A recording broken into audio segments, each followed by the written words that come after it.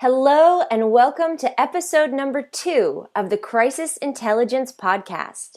Today is Sunday, June 15th, 2014.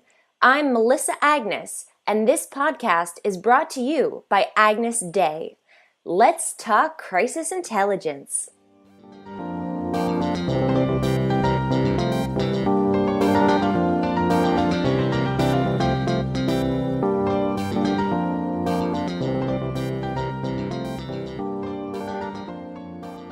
Hello, Isaac. Thanks for taking the time to chat with me here today. So why don't you introduce yourself and tell us about what you do?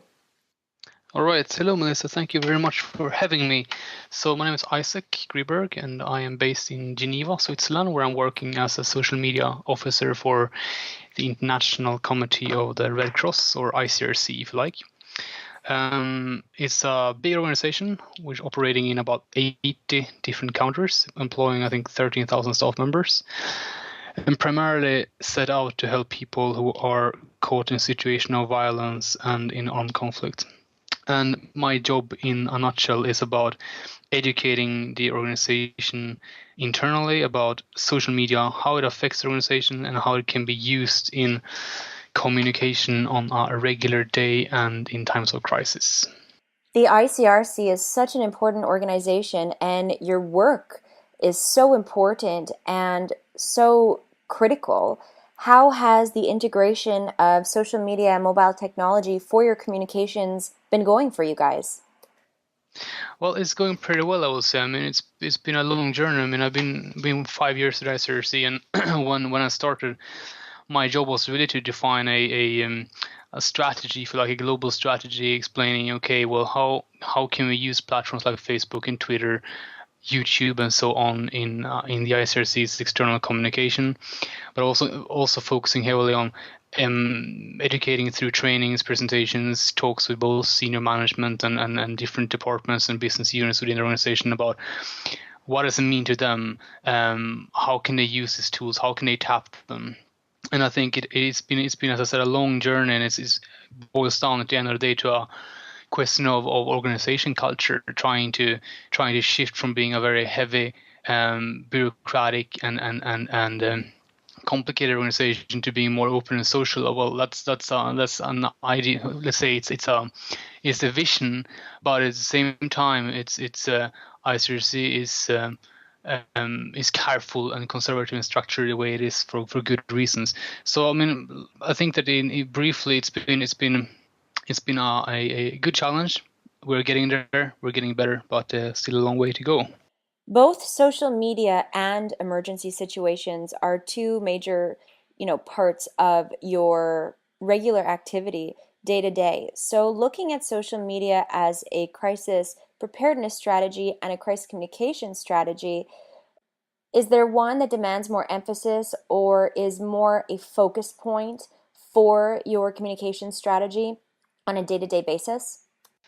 I mean, both. I think very concrete. I mean, let's talk specifically about Facebook and Twitter, for example. Those are our two key platforms besides our website. And what we do on a regular day, we try to educate people, the general public, as well as specific audiences about what is the ICRC, what is it doing, where are we operating, and why are we doing this. So that can be sort of everything from heartwarming stories about, family reunifications in situations of violence and conflict to talking about sudden onset emergencies and things that happens around the world and how we try to rebuild. So that's the regular day. In a crisis situations, of course, crisis is very unpredictable and can be everything from a reputational crisis to something which is, let's say, Haiti or Japan, tsunami, and so on, that can strike immediately. And then we need to be very, very effective and quick at sort of monitoring and understanding what are people saying on the social web about this crisis, and the ICRC, are they calling out for help? Are they sharing information that could be valuable for us? So monitoring is a priority, and then based on that, we decide how we want to communicate and respond to this information. Okay. And, okay, so let's talk a little bit about, in your experience or taking a step back, the role that, well, first of all, are you guys leveraging mobile technology as well? So apps and that, or are you really just focused on social media at the moment? No, we're we're focusing on mobile applications as well. I mean, I think that the social media sort of integration in the organization, as I said, that's been my job for the past 5 years. But now, I mean, we have a couple of people who are dedicated to look at, okay, how can we also use mobile applications sort of for information dissemination, for providing information about, I mean, everything we've seen other Red Cross organizations to do first aid applications and so on. So we're trying to figure out how can we use that as well to gather data, to disseminate information. But still, I mean, I think mobile is another sort of cultural shift for organization, a new sort of trend to embrace and take on board and try to figure out, if you see what I mean. Yeah, especially for internal use. Absolutely, yeah. Yeah. And so if we step back a little bit and think about, just basically how social media can be leveraged. I mean, when we talk about the crises that the ICRC faces, these are, the impact and the magnitude of the emergency situations, the crises are extreme. I mean, I know that you're in some cases where it's hostile, it can get violent, like they're very serious situations. So when organizations or when people think about social media, they think of marketing, they think of communications. Maybe they think, if they're ahead of the game a little bit, they'll think about, okay, how can we leverage this to speak with stakeholders in a crisis?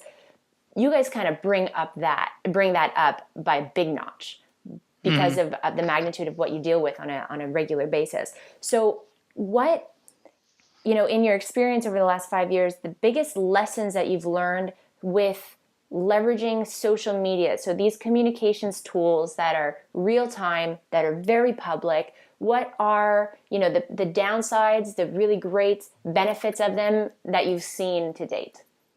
Okay, I mean, I think the first one is, well, I mean, with more platforms, be it Facebook, Twitter, Instagram, or anything else, come lots of opportunities in terms of outreach and visibility. We can boost our messages and so on, but it also it comes with challenges in terms of coordination. I mean, we are, as I said, 13,000 staff members in 80 different countries or contexts. Exactly as you point out, that are complicated contexts, that are tough environments.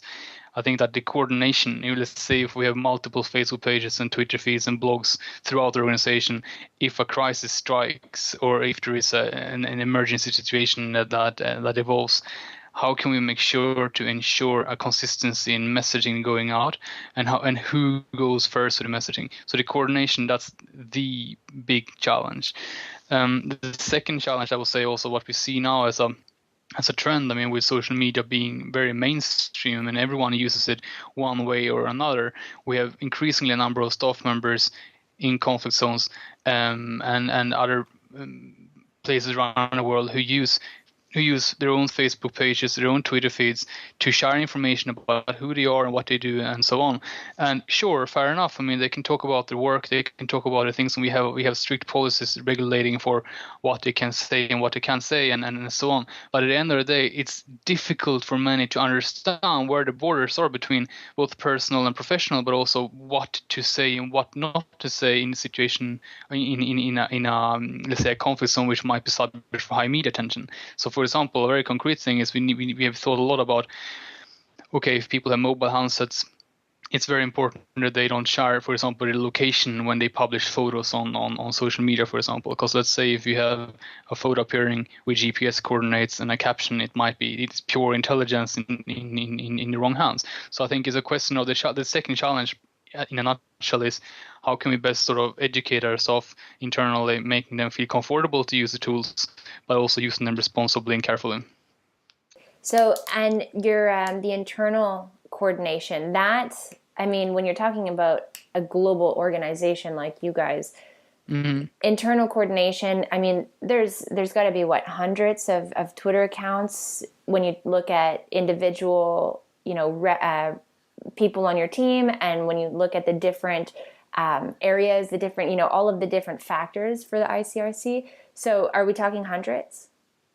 No, we're not actually. I mean, I think that we are compared to other organizations, the ICRC has been very conservative and careful to move forward and to establish presence on platforms, which is very, very good, to be honest with you. Because if you compare with other organizations, and not to point out any specific ones, my impression and my experience tells me that many organizations have 80 Facebook pages, 80 Twitter feeds, and plenty of YouTube channels and blogs and so on. It's chaotic. I mean, from a user perspective, you have no clue at all what is the entry point. If you land on a Facebook page called Organization X, Y, and Z in Syria, for example, okay, or should you go to the organization's global page?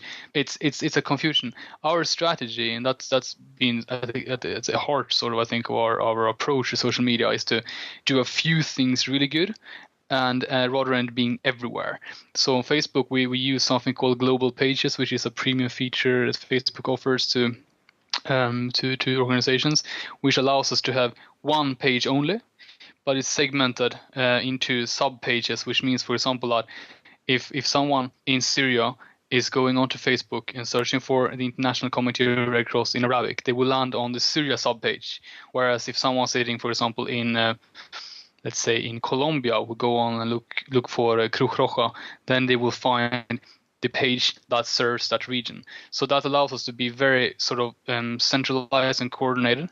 Same thing goes with Twitter. We have a very standardized sort of procedure for setting up new institutional platforms, which means institutional Twitter feed, which needs to have a certain branding, identity, handle, and bio that follows a certain structure. And we also need to guarantee to have someone managing it properly, have enough resources in place to do the job, and also know how to coordinate. When it comes to personal Twitter feeds, we encourage staff members in general, saying, yes, please do use social media if you want to, but do so responsibly. And if you would like to communicate about your work in a official or professional capacity, then there will have to be either a spokesperson, or they will have to be given sort of the rights and the training to use the Twitter feed to communicate. So on Twitter I will say we have 15 what we call institutionally branded Twitter feeds, and then we have about 15 staff members, spokespersons, and senior management. So it's still sort of I won't call it small scale, but I would like to call it a coordinated and manageable setup, I would say. Yeah, no, absolutely. It's so important. I'm glad to hear that. And each person who's responsible for managing each of the official accounts, they have a way, do they talk regularly? I mean, it also goes with protocol for the ICRC, right? For the internal Correct. communications to keep everybody up to speed on a regular basis. So do you find that, in a crisis situation that occurs,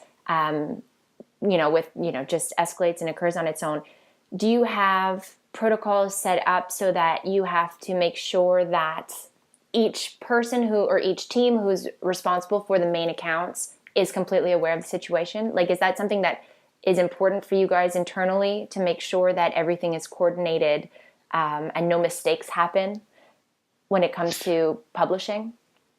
It's extremely important, and I will answer your question with both yes and with no, or with we're getting there. I will say that currently our Facebook page managers and Twitter managers are based in Cairo, Buenos Aires, Beijing, Moscow, and a number of other delegations. We are all very good at coordinating, I will say, on a daily basis. We're using something similar to Skype internally, and we're using also common sort of document sharing platforms. So we have an editorial plan, we know what messages goes out and so on. But of course, I mean, on a regular day it's easy, but if you add stress level, if you add a situation where it can be anything from a security incident, it can be a reputational situation, it can be a sudden onset emergency or anything else, that adds of course a lot of pressure. And I think that what we need to be, the challenge again is time zones, for example. I mean, we don't have a 24/7 sort of operations. I wouldn't say, well, we don't have a 24/7 communication operation, if you can call it that.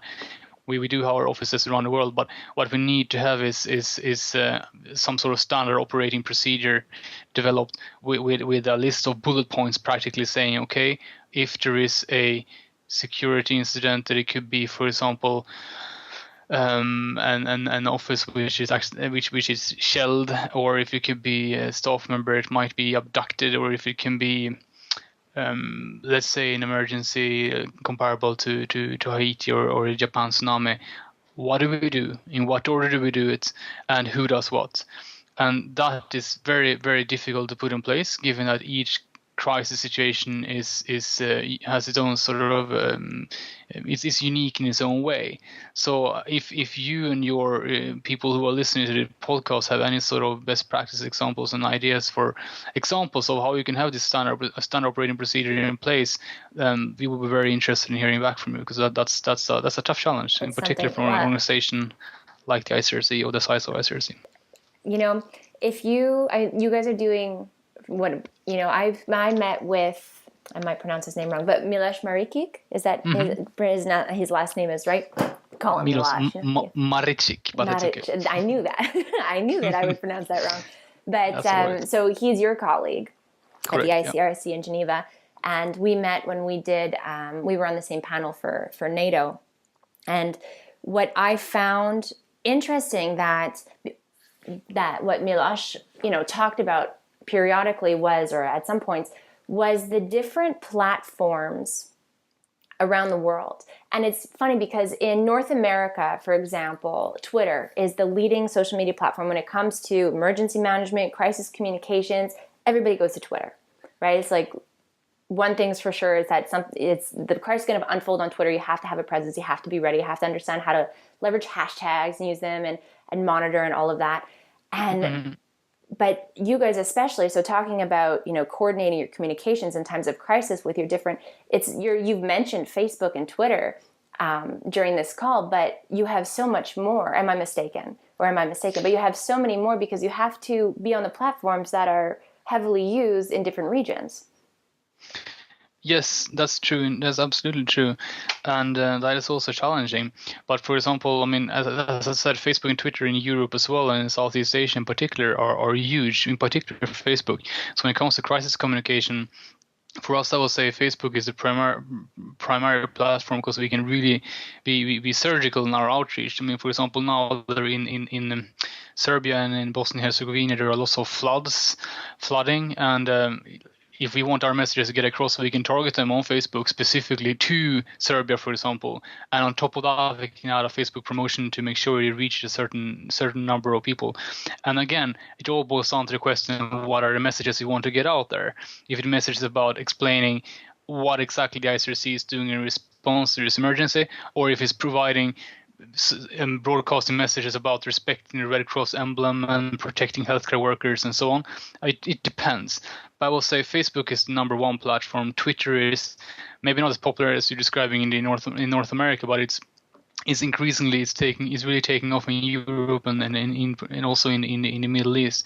Going beyond that, where for example we have a number of blogs, but I think probably it's more interesting to mention also in China, our delegation in Beijing uses Weibo, which is a counterpart to Twitter, if you like. And then we use a number of other platforms, Kaixin, Yoko, and then also now recently something called WeChat, which is some sort of semi-closed network looking like maybe a bit like Skype or instant messaging or something in between.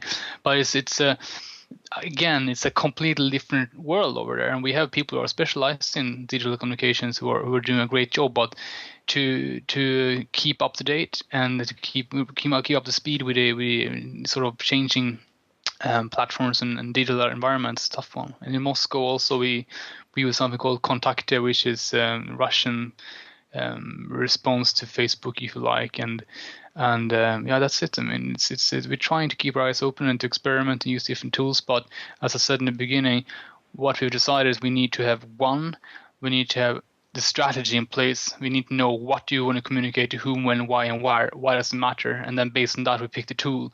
And two, we need to have enough resources, both financial and human resources in place to manage tools. Because at the end of the day, we don't want to be sitting with tons of different platforms and blogs and feeds here and there that are either dormant or inactive or poorly managed. Absolutely. No, I would imagine that it's a very big challenge. Not just, yes, you need your underlying, your foundation, the strategy, behind that supports everything, but then keeping up to date when you're also communicating, and your communications are so important. So I can see that as being a big challenge. I can also see a big challenge being I mean, you work closely with other organizations when you have to, government organizations and different things. I would imagine, correct me if I'm wrong, that one big challenge is how other organizations often tend not to be as savvy and strategic and, on the communications front, leveraging all of this new technology, all of these new platforms and tools. Do you find that to be a challenge when in the heat of the moment, when you need to communicate and maybe things get just a little chaotic? Well, what is important to point out, first of all, is that ICRC is a neutral and impartial organization that is independent, okay? And the neutrality it's what makes the organization unique. I mean, that might be a bit difficult to understand, but it means that ICRC doesn't take sides in a conflict, okay? For example, in it doesn't matter if it's in Syria or in DR Congo or in Colombia or anywhere else. The ultimate objective of the organization is to help people who are injured or sick or otherwise affected by a situation of violence in our own conflict. Having said that, naturally that also comes to the reality that we are independent from other organizations. Of course, we coordinate with other organizations in both operationally and communication-wise, but we remain always independent. What is difficult, as you pointed out, however, is when it comes to communication. Of course, take the situation in Syria again. What is happening in Syria is, of course, terrible, and it's been now for over 3 years, and you have plenty of different organizations, whether it's the UN or if it's Doctors Without Borders or if it's NGOs and others, who are communicating heavily to express their concerns, to explain what they do and so on. And I think there's a lot of noise in general, you see what I mean? So it can be difficult to get the messages through, and I think that sometimes I wonder whether all this digital communication actually is of any good. It's important, but sometimes it can be a bit too much. And how can you differentiate yourself from the others? That is difficult. That is very difficult. And on a second complexity, looking also at Facebook and Twitter and the other platforms I mentioned, as well as mainstream media, what do they focus on? What are they interested in? And what exchanges do each of the humanitarian organizations have with these platforms? You see what I mean? If we pitch content somewhere, sure, I mean, they might be picked up, but some organizations might be better and get their voices heard more than others. And I think this sort of competitive communication environment is, exactly as you pointed out, difficult, and not least in conflicts, in crisis situations. No kidding. So if you look at, we have nonprofits that'll be listening to this. We have government agencies that'll be listening to this, as well as global organizations, right? Who just have difficulty, who don't deal with crises every day, but in a crisis have difficulty communicating with different, whether it's franchises, chapters, brands, from around the world. So what would be some tips that, in your experience, some either do not do's or must do's, or just general advice that you could give to these organizations that aren't as advanced as you are yet, that aren't there in their crisis communications? You mean in terms of sort of internal communication primarily, or? Yeah, primarily it would be that's the first step, right? Getting the communications together. Yeah. Well, as I said, I mean, my first advice would be to sort of try to do a few things really good, and don't set up platforms, don't create pages, don't create sort of a Facebook page, for example, in the middle of a crisis. Make sure that you put in place a system for both monitoring and publishing on social media before a crisis sort of strikes. And then I will say what you want to do is to leverage your volunteers and supporters to build active communities. I mean, I like to think I think we should think of social media as it's almost like a customer service in a sense, if you compare it to a business. I mean, we need to build trust. That should be the objective. People can come to us, our online outlets, when they need when they need help when they're caught in a sudden situation, life-changing situation. They can go and ask for advice. That should be the objective. So try to focus on a couple of platforms. Make sure that you have a number of people dedicated to use the platform, and put in resources as well. And don't underestimate the amount of resources you need. That's I think a common mistake.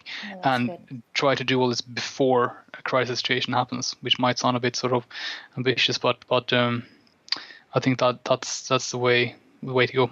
When you say build trust, this is a recurring theme that for me, when I speak, when I train, but also when I record these podcasts, trust is always the underlying. First of all, people need to trust that you're going to listen. They need to trust that you're going to, you're going to take the right approach, that you're going to hear them, that you're going to care, and that you're going to be there to be responsive. Absolutely. And coming back to what you said before, I mean that I'm not sure how you phrase it, but many are using social media and they push out messages, and it's becoming like a marketing or a promotion tool. And by all means, I mean, to some extent it is. But I think what we also need to be, what the ICRC needs to get better at, is to shift from, I mean, social media is about conversation. It's not about broadcasting, right? And this conversation can take place on a regular day or in a crisis situation. So I think what we need to be good at is to have a solid system in place to monitor and listen to people who not just mention our brand, but people who are talking about thematics and stuff which is related to us. And then we need to engage in that conversation. And ultimately, what will happen is that we will have communities of people who are interested in what we do, and also are engaged and who trust us.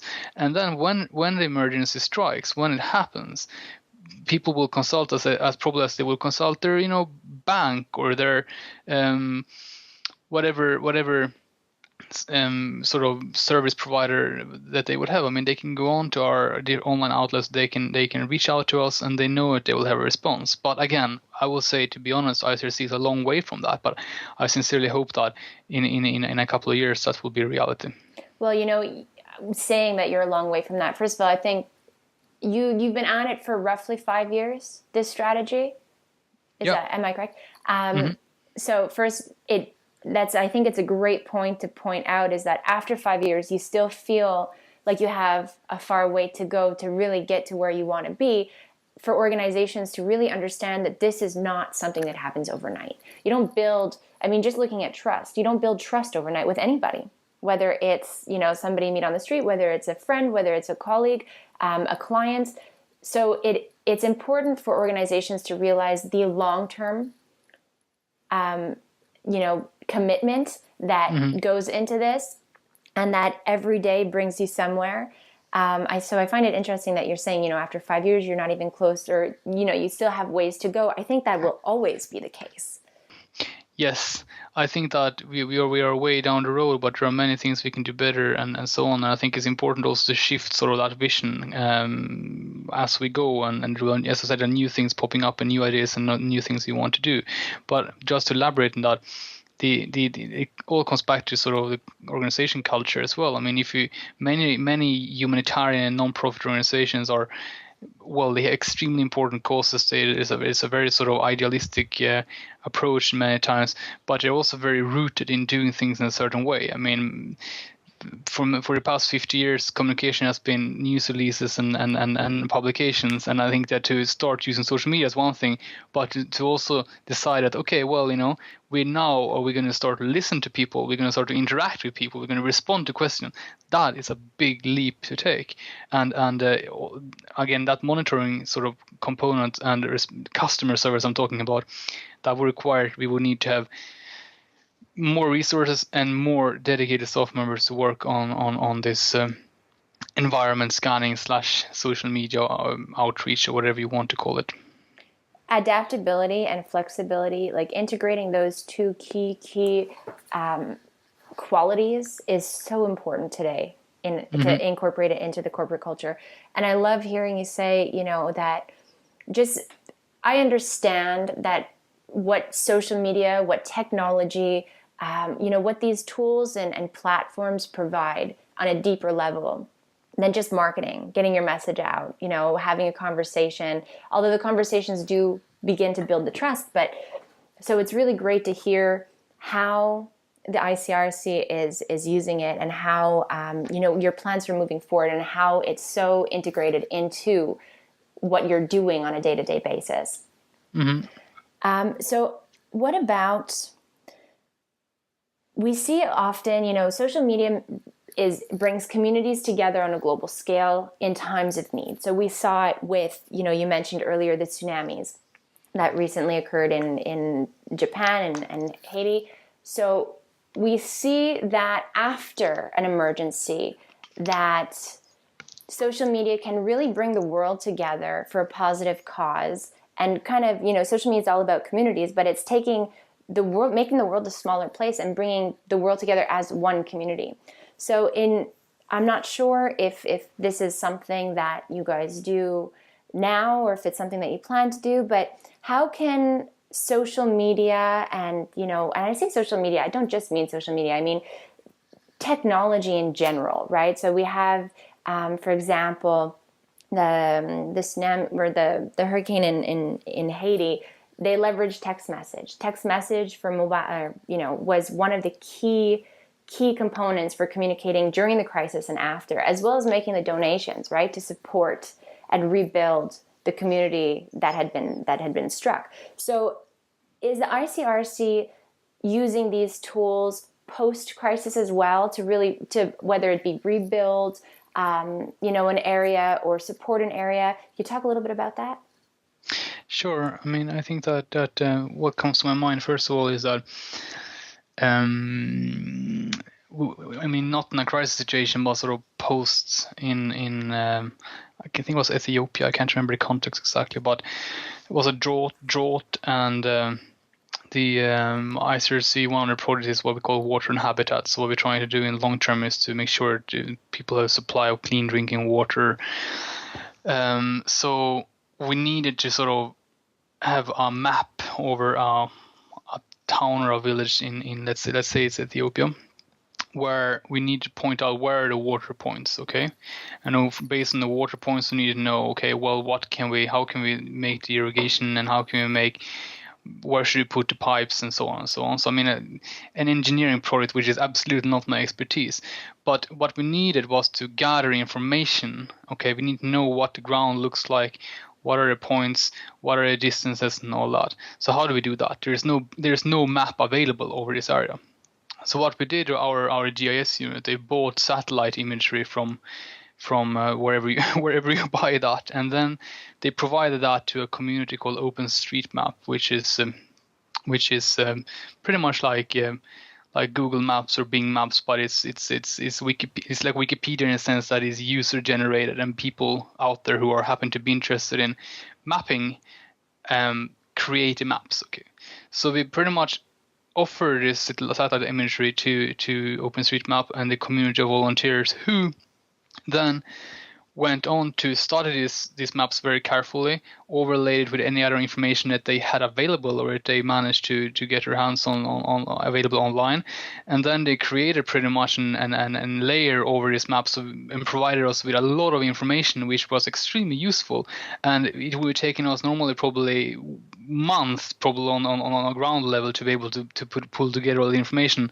But here was a community who were very interested, passionate, and keen on helping us, who did it for us, just out of interest of supporting organization. So I think that there are both OpenStreetMap, other initiatives called Ushaidi, who are collecting. I mean, there are communities collecting crisis information during and as well as after crisis situations, which we are increasingly interacting with, and that is it's extremely effective. And we see more and more this network of what was called voluntary and technical communities are growing, and we need to find sort of a good way, I think, to systematically interact with them before, during, and after crisis situations. There's so many different strategies that need to be, continually just strengthened. Yeah, absolutely. And it's so powerful. Mm-hmm. Well, thank you. So, is there anything else that you feel like we should address, or we should talk about, or that you want to share? No, I'm quite happy. I mean, I think it's crisis communication in general is it's a very complicated sort of subject, and I think that social media is social media is not complicated at the end of the day. It's just disrupting, and it's increasing the speed and the volume and shifting the means we are communicating. But I think that the bottom line, and for me, I mean, my sort of personal and professional advice to any humanitarian non-profit organization would be to always remain strategic, and don't sort of feel that you stress on to the sort of, don't feel that you have to miss the train. I mean, try to focus your efforts and do a few things good than doing everything. And it's not a competition. I mean, ICRC is very open with the social media strategy, and we are more than happy to share our strategy, our social media staff policy, and as well as giving overview presentations on what we do and how we do it. Because what we want to do is to learn and improve what we do, and there are no secrets, I think, in this digital communication environment, and we don't consider to compete with any other organization.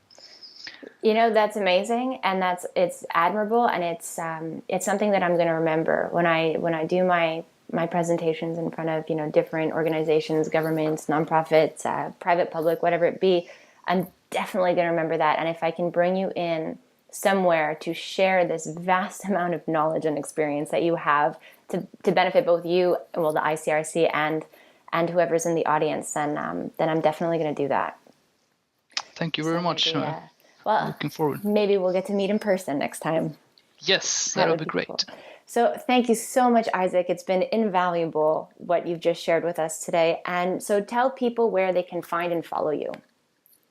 All right, so you can follow the ICRC on Facebook at facebook.com/ICRC and on twitter.com/ICRC. And you can follow me, my personal Twitter feed, at Isaac Griberg. I'm sure you will find a link in Melissa's podcast somewhere with my spelling of my name. Yeah. Absolutely. The American spelling, or Yeah. Okay. Well, thanks so much, Isaac. Take care. Thank you. You too.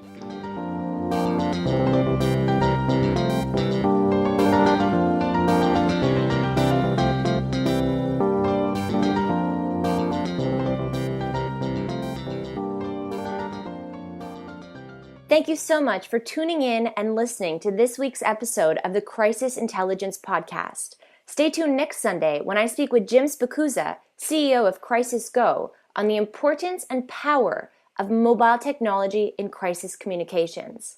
We appreciate all of your support, and if you could share this podcast and even go on iTunes and write us a review, give us your thoughts, and also your feedback and questions and suggestions for topics on crisis communications that you would like to hear about, we want to hear from you. Also, if you have any questions for Isaac that I either didn't ask or you thought about later, send me your questions via email, and I'll make sure they get to Isaac, and I'll get you an answer, probably in the form of a blog post on the Crisis Intelligence blog.